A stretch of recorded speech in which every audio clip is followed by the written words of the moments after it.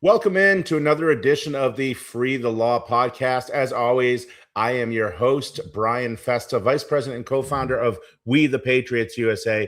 Today, we have a very special guest. I am honored to be joined by author John Leake. John has a new book out. The name of the book is called Mind Viruses, America's Irrational Obsessions. John was the primary author of two books with Dr. Peter McCullough, a great friend of ours here at We the Patriots USA. The first was called The Courage to Face COVID-19, and the second was the New York Times bestseller, Vaccines, Mythology, Ideology, and Reality. Mind Viruses is a solo project. It provides a clear diagnosis of what ails our body, politic, and how we can restore health to our constitutional republic.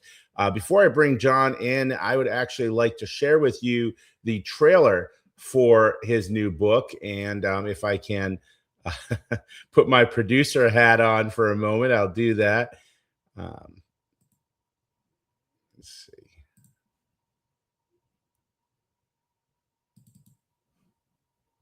There we go.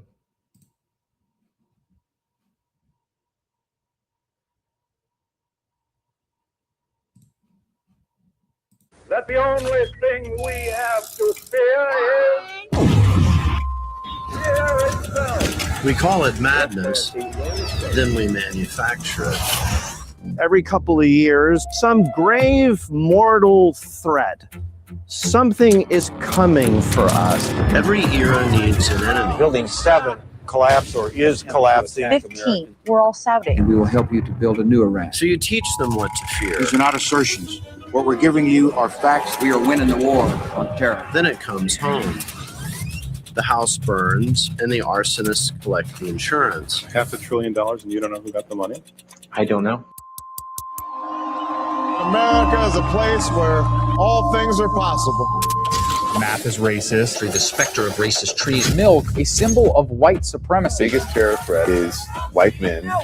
Every year, a new enemy, a new scapegoat. The world is going to end in 12 years. Mass extinction. I would like to strap their mouth to an exhaust pipe of a truck. Think of this when you think of vaccination. That is a 20 euro silver coin issued by the Vatican commemorating the COVID-19 vaccine. Actually, I represent science. Every panic has an owner. On the advice of counsel, I respectfully decline to answer under the Fifth Amendment of the Constitution. The fear was always for sale. This is an entangling financial relationship. Prostitutes peeing on each other in Moscow. My pronouns are she, they, him. According to Schiff, there's ample evidence of collusion. We delivered 4 healthy babies. The crisis can no longer be sustained. Hence, here we go with Russia and Ukraine. President Putin, they wanted NATO to sign no more NATO enlargement. Of course, we didn't sign that. If Russia invades, we'll be no longer the Nord Stream 2. How will you do that? How to get cows to stop farting. Exactly. Sabotage with a series of leaks. To defeat the Russians, that's the #1 priority. The teeth of the Russian devils will gnash. I would kill Vladimir Putin. And the Russians are dying. Those are the best money we've ever spent. A war that ends is an industrial complex that dies. The face changes. President Ahmed al-Shara met with President Trump today. The script never does. Wouldn't the world be better off if the Ayatollahs went away? That sounds good, but that's pathologically insane. The enemy was never at the gates. It's in our own minds. An obsession that spreads like a contagion. A mind virus.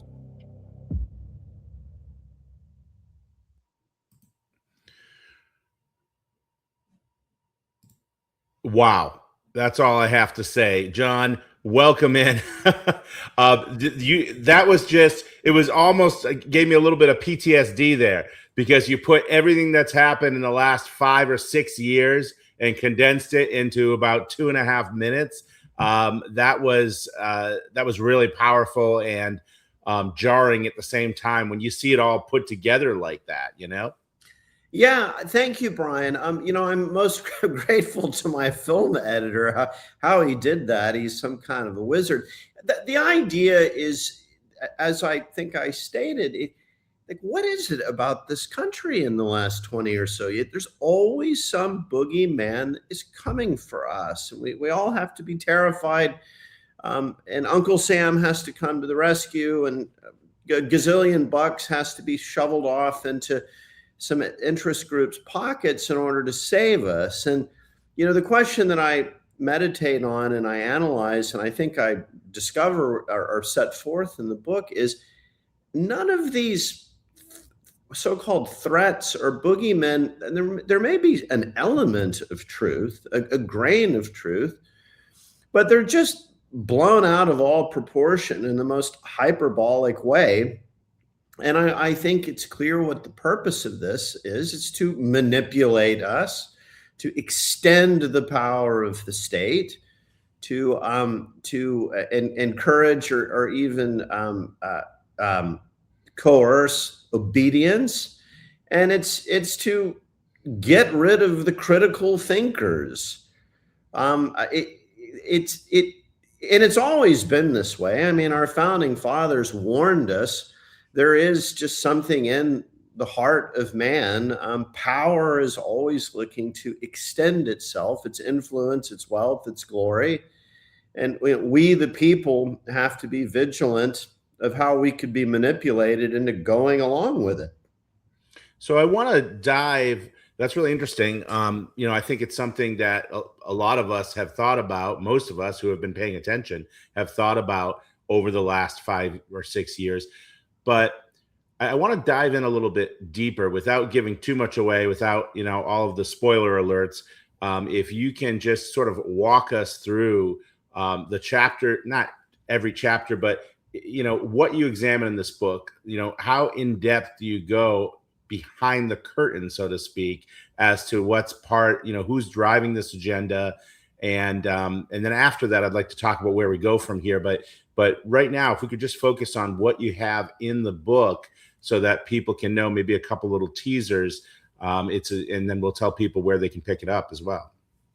Well, what we're dealing with is what President Eisenhower warned us about when he left office in 1961. Eisenhower, I mean, we know he was twice the Supreme Allied Commander, by no means some kind of opponent of the military. But he saw something when he was in office in the 1950s that really, really frightened him for the safety of our constitutional republic, government by the people.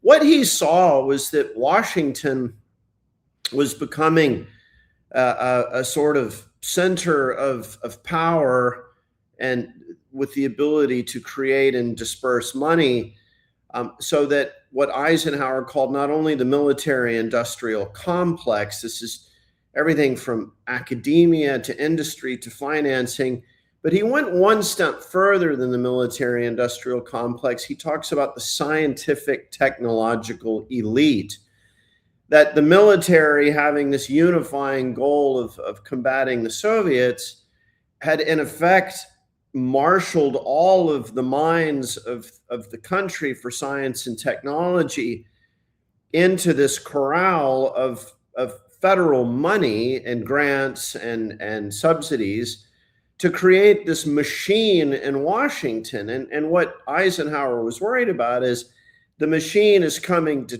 detached from anything like representative institutions. Like Congress half the time doesn't even know what's going on with this group. So I think Eisenhower was right.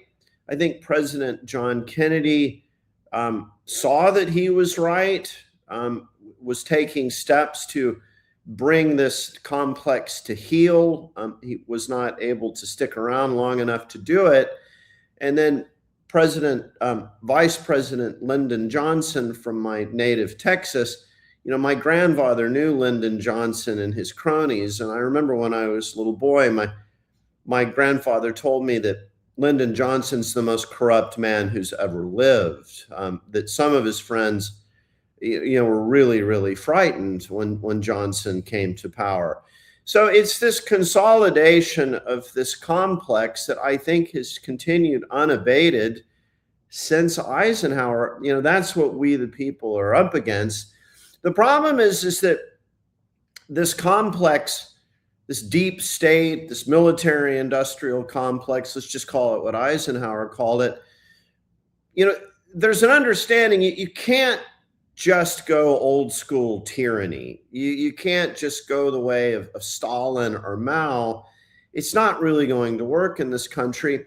But what you can do is manipulate the people with fear. And I have a whole chapter on fear, and it's an archaic emotion that can be easily stimulated and then used to manipulate, to disable critical thinking. And so that's what we see. Now, I'll just add one final point to this. I remember when I was a boy, I was headed off to college when the Berlin Wall fell. And for me, I was young and didn't know that much about the world, but the 90s, we were kind of basking in this American moment. When I remember I was in college in Boston, and Francis Fukuyama wrote this book, The End of History. America had triumphed. The Madisonian project of limited government had triumphed, and we were sort of at the end of all of the conflicts of history. But what I set forth in the book is the U.S. government, in order to maintain and even continue to extend its power, didn't want history to end.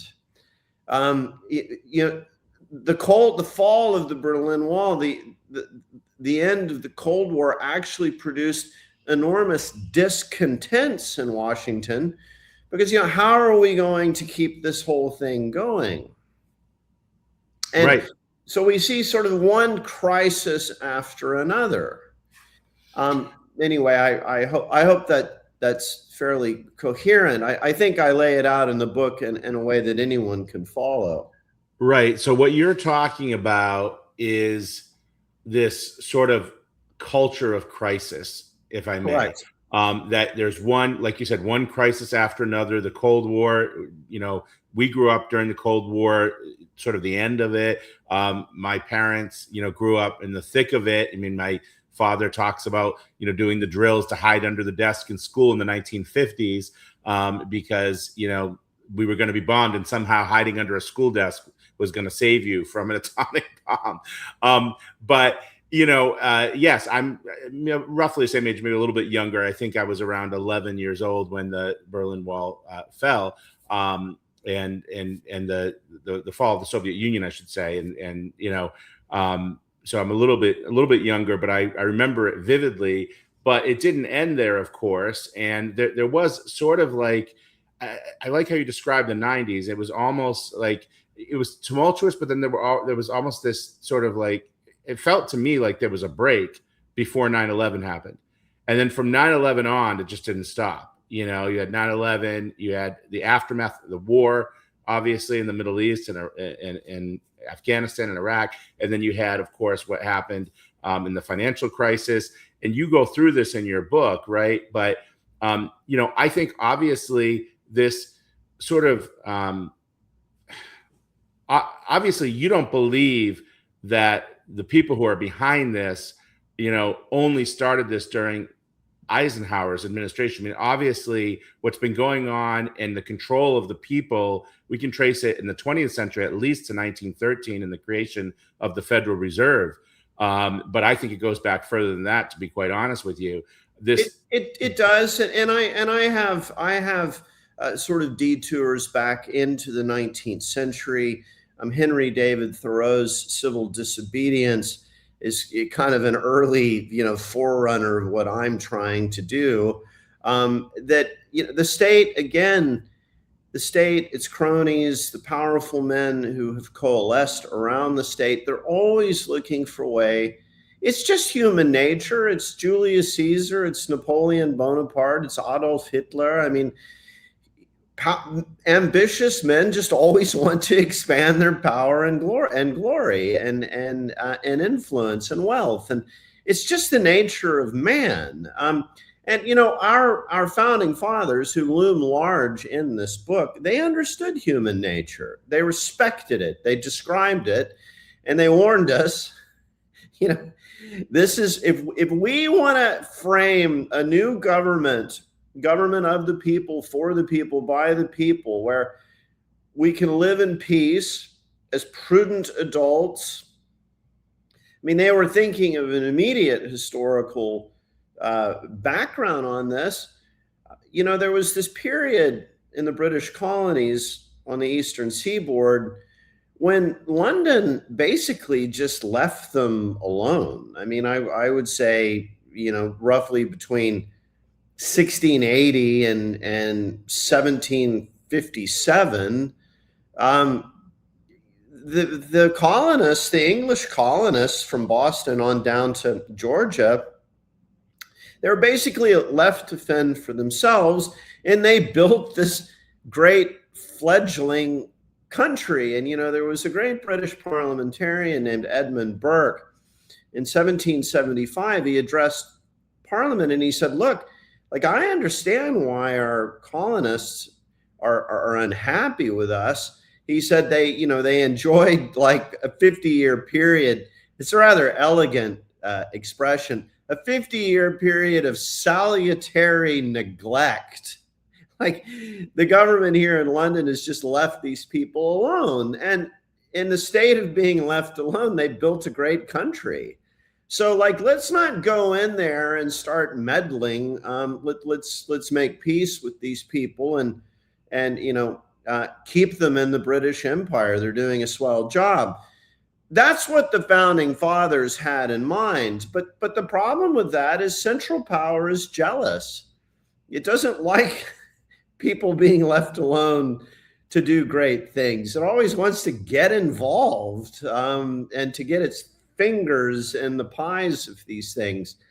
So the founding fathers, they handed it off to us. The closing quote of the book is when old Ben Franklin walks out of the Constitutional Convention in a Philadelphia society lady. He says, "So what's it going to be, Dr. Franklin?" And he says, "A republic if you can keep it."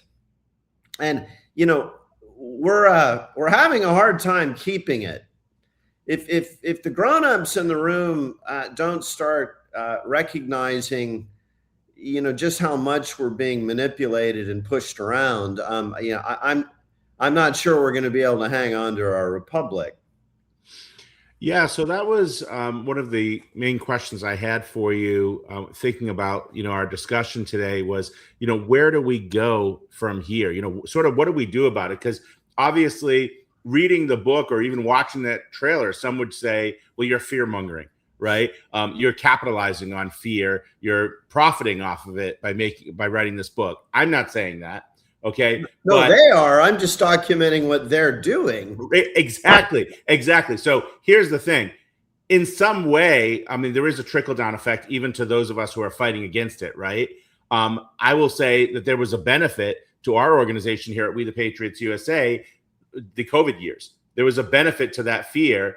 We were more well-funded during those years than we ever have been since, because it was because of fear. We weren't propagating it. We weren't telling people to give out of fear, but the reality was they were doing some pretty horrendous things to us. There were people dying in hospitals alone, separated from their families because of the hospital protocols, which was basically just a physician-assisted suicide in a lot of ways. I mean, not suicide, physician-assisted death. Let me put it that way. The patients didn't want to die.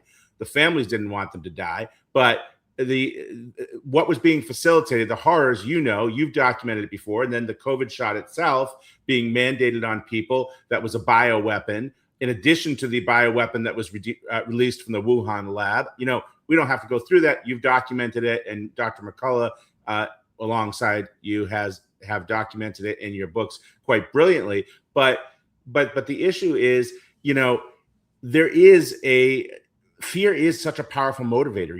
You're absolutely right about that. And, again, we sort of, by default benefited from that. Although we didn't make the millions that some people made by promising to hang Anthony Fauci, because I told people from the beginning that that was never going to happen, and they didn't want to believe me. People don't like when I tell them what they don't want to hear, when I tell them the truth instead of what they want to hear. But when you tell them what they want to hear, you can get a lot of money off of that. I refuse to do that. And so our financial struggles have ensued because of that. But, I'd rather have integrity. Let me ask you, what do we do about it? Can we do anything about it? These people in power, sometimes, I'm on the front lines fighting this in court. I'm an attorney. But you know what? Sometimes I feel really helpless. I feel really helpless going up against this machine and not knowing if there's any way to stop it. Is there any way to stop it? What do we do about it? Well, the problem, battling Leviathan, it sometimes seems somewhat hopeless. I mean, the problem is that the federal government has got itself in a real bind because all of this debt, and this is something that I elucidate in the book. It is definitely no coincidence that all of these crises keep emerging in an era of debt just going, parabolic. It just looks like a rocket taking off at this point. As the government gets more and more into debt and finds it harder and harder to sell its debt, that itself is creating a motive to create yet more crises, more wars, more emergencies, because that then would seem to justify another expansion of credit. Another emergency means more emergency funding. And I mean, it's not sustainable, but my sense is that this complex in Washington has now really got itself into a bind. I mean, here we are pushing up on $40 trillion of debt, and the interest rate on the 10-year Treasury bond is bumping up on 10%. I mean, on 5%. I mean, interest alone is now something like $1.3 trillion a year. I mean, this is just complete lunacy. So it's kind of like a wounded animal is most dangerous, when he's mortally wounded. That's when you got to watch out for the wounded grizzly bear. So I'm very, very concerned that this complex in Washington is not going to go gently into that good night. We're just going to keep seeing these crises. Well, I think you're right. I wish that you weren't, but I do think you're correct about that, because obviously it's valuable to them, right? There's no reason why they wouldn't do it. It's a mechanism of control, just as depopulation is a mechanism of control. And, it's something where I feel like it depends on where you live in the country. If you want to sort of gauge the pulse of the people and how people are reacting to this, are people buying into the fear? I think for much of this most recent term of the Trump administration, in conservative so-called red states, people have been rather complacent. I've seen it here in Idaho, where I am. I don't know if you've seen it. I don't know what part of Texas you're in, but what's that? Dallas. Oh, Dallas, like Dr. McCullough. Yeah. So, depending on where you are in the country, it's a different feel. Like in California and in my former home of Connecticut and in New York, there is still a lot of, at least from people on our side, from people that respect things like health freedom and religious liberty and the Constitution, there is still a lot of fear. There's a lot of fear because they see what their state governments are doing. Whereas in other parts of the country, they feel like this is sort of like a peace period, a period of tranquility. I don't know how you could, looking at the economy, looking at gas prices and food prices and what you just said about the national debt, I don't know how you could feel complacent or at ease. But as far as with regard to things like health freedom, with regard to things like religious liberty, they felt pretty safe, especially when you see some of the recent decisions coming out of the U.S. Supreme Court, which is, the area that we spend a lot of time dealing in. I don't know if you get into, court stuff in your books too much, but I think that that's important as well. Is like, we can't be complacent. One reason that, again, that our funding dipped so much after, Trump was elected and after Bobby Kennedy was named as HHS secretary, is that people felt like, well, the war is won. We're okay now. Correct. The war is over. Yeah, I mean, this is why there is this perennial attachment to war. I mean, I'm not saying that you set out to become the beneficiary of basically the U.S. government waging war on its own people, but that's what you were organizing a civic institution to fight back against the U.S. government's war on its own people. Now that the war would seem to be over, then the soldiers go back to their, Odysseus returns to Ithaca and his wife and kids, and like that's all she wrote. The problem is that complacency, and we see it at my work with Dr. McCullough, our Substack newsletter, our donations to the McCullough Foundation. People think the war is over and that another one's not coming. No, another one's coming. It just is a matter of when. But I have perhaps alienated a number of my old friends in conservative circles. I've been a supporter of Donald Trump since 2015, but war is the way in which the executive will get the country into a lot of trouble. Wars are very unpredictable. They, after the bullets start flying, usually all the best laid plans of the military guys usually quickly discover things aren't going as planned.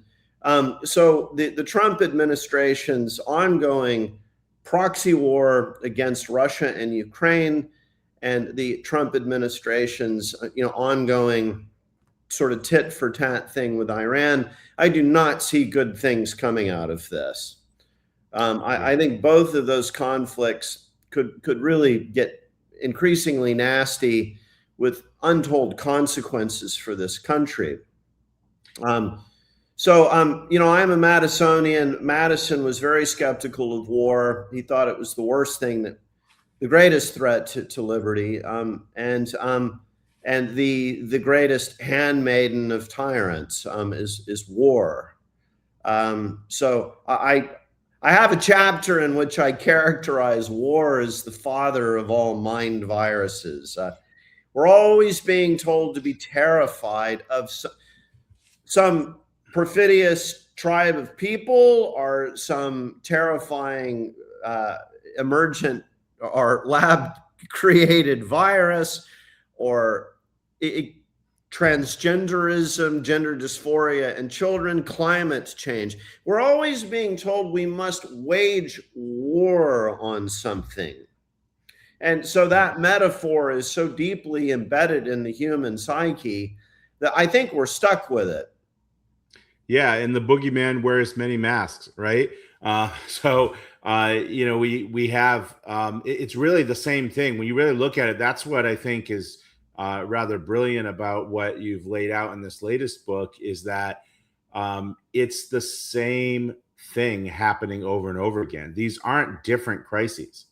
That's what you have to think about. It's the same thing with just a different flavor of the month or the year or whatever it is. And it's really horrible because it comes at great human cost. You talked about war as well and how unpredictable it is. I think you're absolutely right. Whether you support Donald Trump or not, you have to really look carefully at what's going on right now overseas and wondering what the hell we're doing. Pardon my French, but you have to sort of, I think anyone who's not asking that question isn't paying attention. And what are the consequences? You have to ask, what are the consequences of this? What is the benefit? What's the end game here? Is it anything good? Is it going to restore us to some great former glory or make us, an even greater nation than we were before? Is it going to give us more power? Is it going to restore our economy? Is it going to make us safer? Is it going to make other countries safer? If it's only to keep one or two other countries safer and doesn't do anything to keep us safer and actually puts us at more risk, is that what we're supposed to be doing? Is that really the role of the U.S. military and the commander-in-chief? I mean, these are all questions I don't expect you to answer, but people have to start asking these questions. And I think after reading your book, I hope that people will start asking more of these questions and seeing things more from a bird's eye view rather than just living in the moment. Because I think, don't you think, John, that's a lot of the problem so oftentimes is people are just sort of living in the moment of the crisis without really looking, they're not seeing the forest for the trees.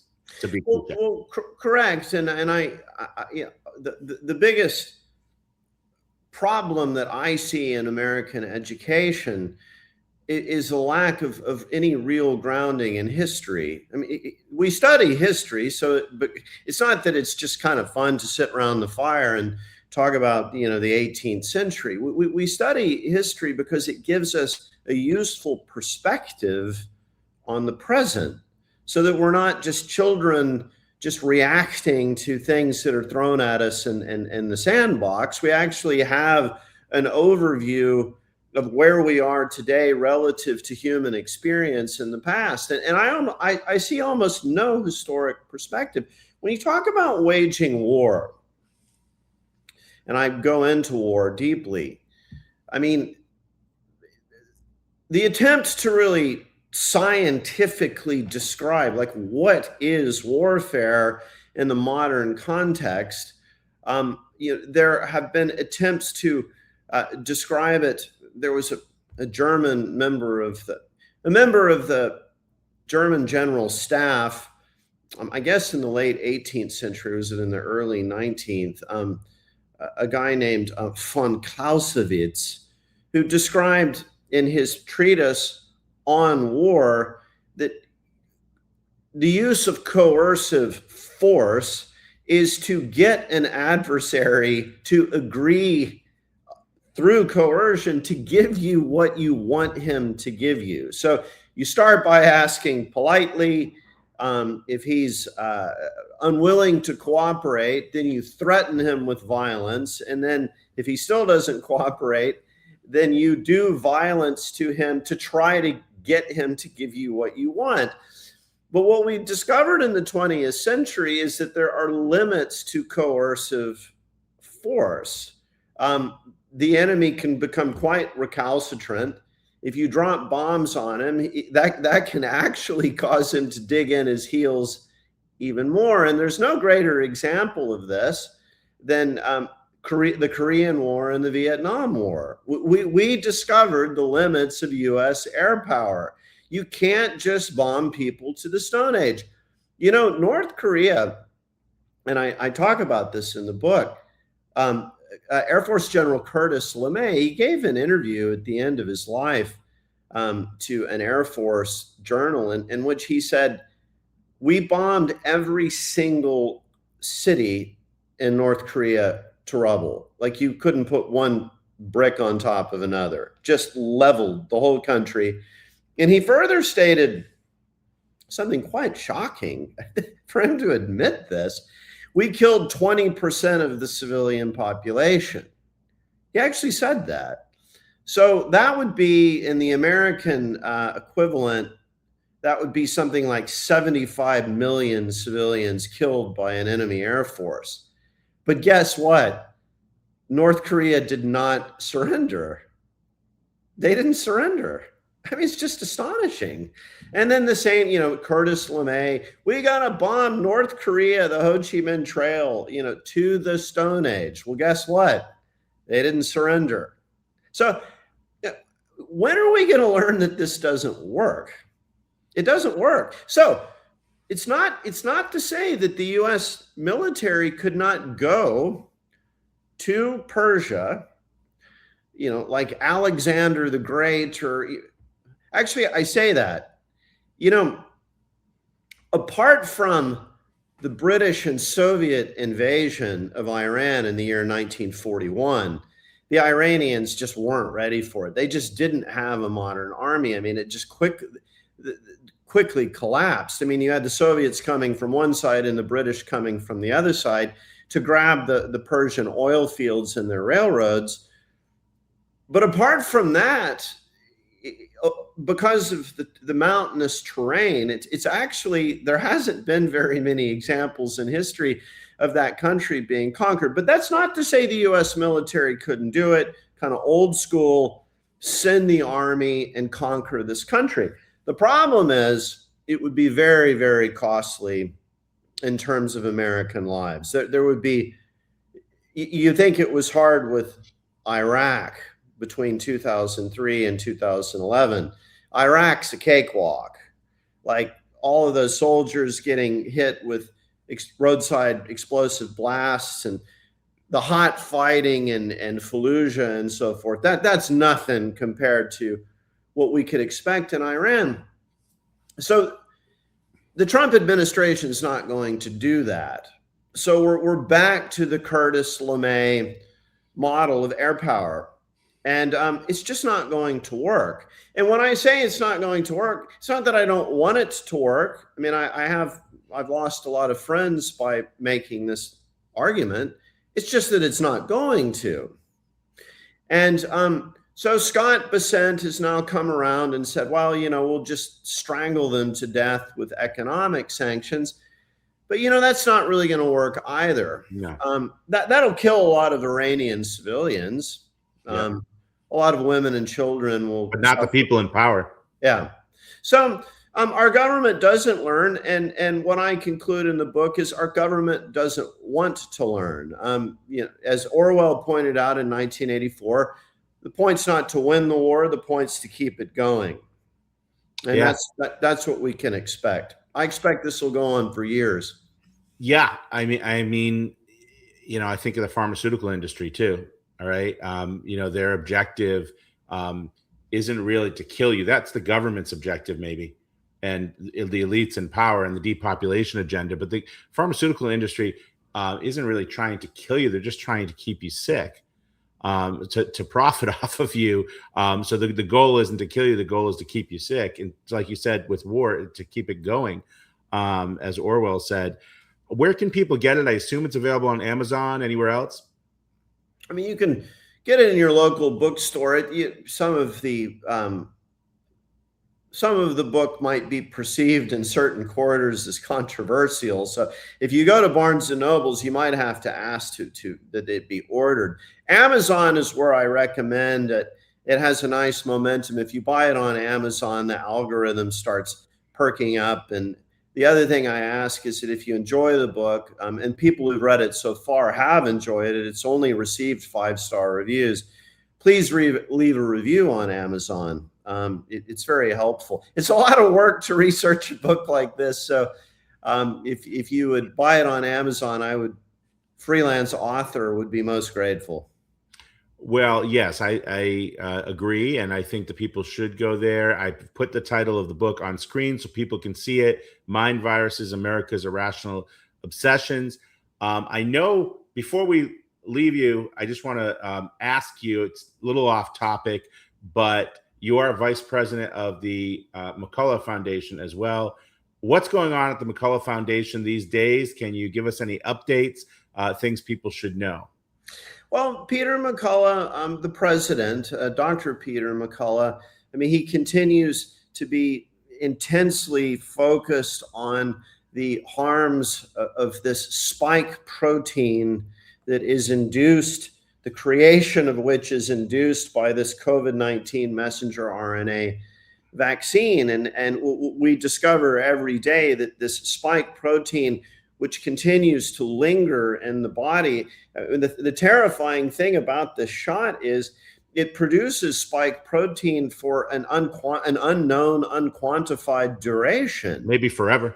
Maybe forever. And so we're looking at different diagnostic tests to ascertain the level of spike protein, to try and ascertain how spike protein is affecting the different organs and systems of the body.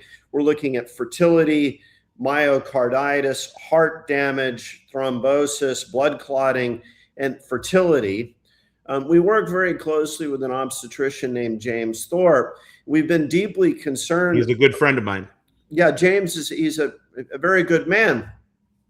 We've been concerned from the outset that this thing impairs fertility, probably induces miscarriage or stillbirth.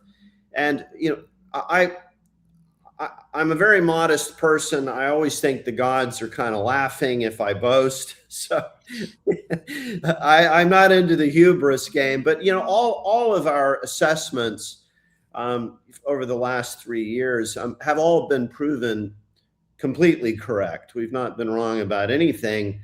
So we continue the good fight. The new domain now is cancer.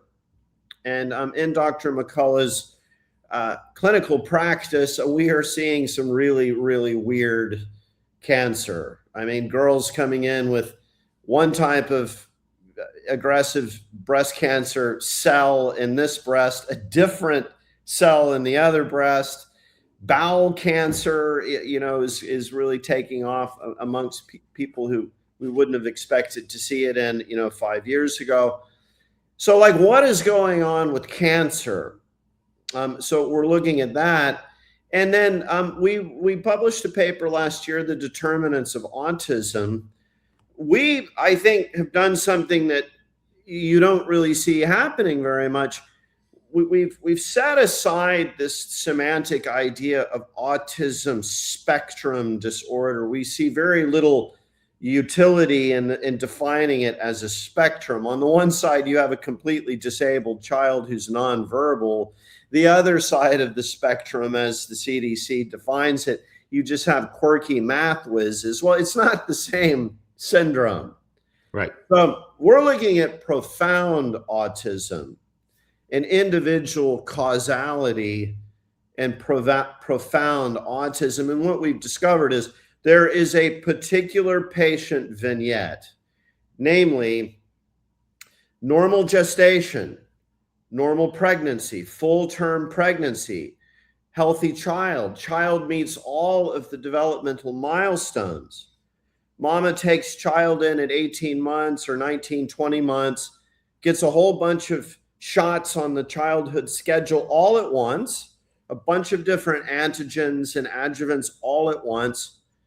Shortly thereafter, child develops fever, a febrile seizure, an actual seizure. Acute symptoms resolve, child regresses into profound autism. And we're showing how there is no plausible explanation for this other than vaccine causality. Now, there may be underlying genetic predisposition or vulnerabilities, but we have a shocking number of children who have their fate has followed that exact sequence, and their moms are just left. They have to look after the child who's disabled for the rest of the child's life. And then as the mother is approaching death, hopefully the father, if he sticks around, as the parents are approaching death, they then have to find a caretaker for their child after they're gone. It's just an absolute disaster. And by CDC estimates, there are 250,000 profoundly autistic children in this country. So this is just an astonishing disaster, and there's really not that many people that are drilling down on it. Well, that's what we're doing at the McCullough Foundation. So God bless you, because as an autism parent myself, who has been fighting for years to raise awareness for all of the families out there that are struggling with this, about the causes of autism. And of course, we talk a lot about vaccines. There are other environmental toxins. It's not only vaccines, but we do talk a lot about that. We have an upcoming vaccine safety awareness marathon, September 12th and 13th. You can go on our website at wethepatriotsusa.org to check that out. But one of the main purposes of that event is to spread awareness about the risks, and one of them being autism, of this mass vaccination, the over-vaccination of our population, especially our children, the poisoning of our children. And you're absolutely right. This neurodiversity crowd that wants to say that the quirky math whiz or the genius savant is the same as someone who's nonverbal, wearing a helmet, banging his head into the wall all day, is just utter nonsense. They're completely different syndromes, different disorders. If the math whiz has disorder at all. I mean, they talk about people who are just, socially awkward as having autism. Well, I guess all of us or most of the population is autistic then by that definition, because I was that way too when I was younger. And in some ways still am. For all of the public speaking I do, in media that I do, I still am. I think having that kind of a broad definition doesn't serve anyone. I think it's a lie, quite frankly. It's false. It's not autism when you're just someone who has social problems, social anxieties. That's an anxiety disorder, or maybe some other kind of social challenge, but it's not autism. So I don't even know about calling it. I mean, profound autism is a term I've used too to distinguish from it. But I just want to start, calling it what it is. That the people on that end of the spectrum don't have autism, in my opinion. When I look at my son, who's struggling with multiple disabilities in addition to his autism spectrum disorder, when I look at the challenges he has, again, as compared to these adults who are graduating, from MIT or something and calling themselves autistic and getting these, $200,000 a year jobs and having careers and families, and then going online and talking about, how they've struggled so much with their autism, it just makes me sick. Because they're not talking about the same type of child as my son, and they're denying it. And why are they denying it, John? Because they don't want people to know the cause. They don't want to know that vaccines are indeed driving a lot of this, and that other environmental toxins like 5G radiation and the pesticides, the chemicals in our food supply and our water, glyphosate. They don't want to have those conversations. They don't want to listen to people like Bobby Kennedy that are trying to do something about it. So anyway, I'm going to get off my soapbox because this is your time. But I want to thank you so much for your time today, because it was really a riveting conversation. Everybody go out and buy the book, Mind Viruses, America's Irrational Obsessions. Get it on Amazon. The author is John Leake, Leake is his last name. You'll find it there on Amazon. And if there's anything else you want to say, you can say it now. But I just want to, again, thank you for your time today. Well, I'll just conclude by saying what I think the value of the book. It's a handbook, a guidebook that lays out the anatomy of these psychological operations, and it shows how they're all connected. I mean, it's, the human body, if you look at it from afar, it just appears to be this one thing, but it's actually, there's an anatomy that's all connected together. And I think that's what the book does. And it will. People have told me, like, I didn't see that pattern, and now I'm going to be in a position to recognize it. And that's why I wrote it. I want to make a contribution to returning this republic, the public forum, to sanity. Yeah. I think, and if that's so valuable, and it'll be so valuable in history, all right, to have this recorded, that there were people that knew what was going on. One of them was John Leake. So thank you for your time, and God bless you. Thank you, sir.